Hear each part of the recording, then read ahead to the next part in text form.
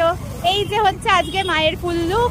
এই কুর্তিটা বাবা দিয়েছে পুজোয়, আর অনির্বাণকে তো দেখেইছো। আর এই যে এই কুর্তিটা বাবার মানে এই বাড়ির তরফ থেকে ওকে পুজোয় দেওয়া হয়েছে। আমার আরো সেম কালার হয়ে গেছে আজকে ম্যাচিং।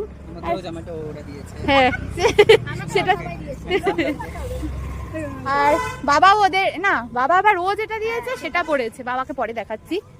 আর এ তো পুষ্মিতাদের দেওয়া জামাটাই পরেছে, এ ওর জামা পরেছে, এ ওর জামা পরেছে। আচ্ছা খেলা দেখতে বিজিও।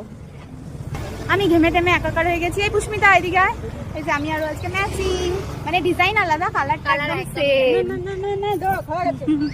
বাবাও আমাদের দেওয়া শার্টটা পরেছে। এই শার্টটা আমরা বাবাকে এবছর পুজোয় দিয়েছি।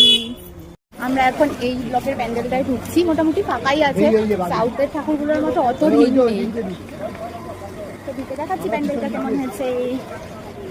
এই শাড়ি দিয়ে সাজিয়েছে না? শাড়ি বানানো হচ্ছে, আচ্ছা বিক্রিও হচ্ছে। আমরা এখন ঢুকছি। এখানে লাইভ তাঁতের বোনা হচ্ছে, শাড়ি তৈরি হচ্ছে, যদিও এটা মেশিনে হচ্ছে পুরোপুরি অটোমেটিক, কোনো মানুষ করছে না। প্রচন্ড জোরে সাউন্ড হচ্ছে।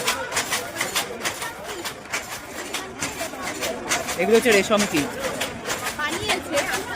অরিজিনাল না? হ্যাঁ এখান থেকে রেশমের সুতো বেরোয়, সুতো ওখানে সাজিয়ে রেখেছে। তাহলে তোমাদেরকে সুতো দেখে আনি।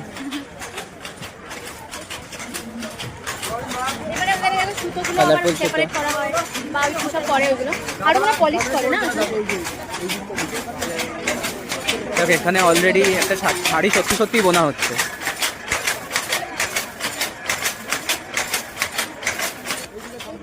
এই পাশে সুতোগুলোকে কিভাবে রিলের মধ্যে গোটানো হয় সেটা একটা সিস্টেম দেখানো হচ্ছে। এবার তোমাদের প্রতিমাটা দেখিয়ে নি, খুব সুন্দর হয়েছে প্রতিমাটা, দারুণ সুন্দর।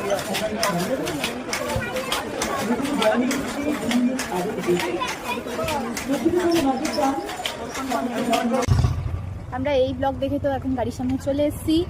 প্যান্ডেলটা বেশ সুন্দর লেগেছে, কি সুন্দর শাড়ি বোনা হচ্ছে তাদের মধ্যে, বেশ ঠাকুরটাও খুব সুন্দর হয়েছে।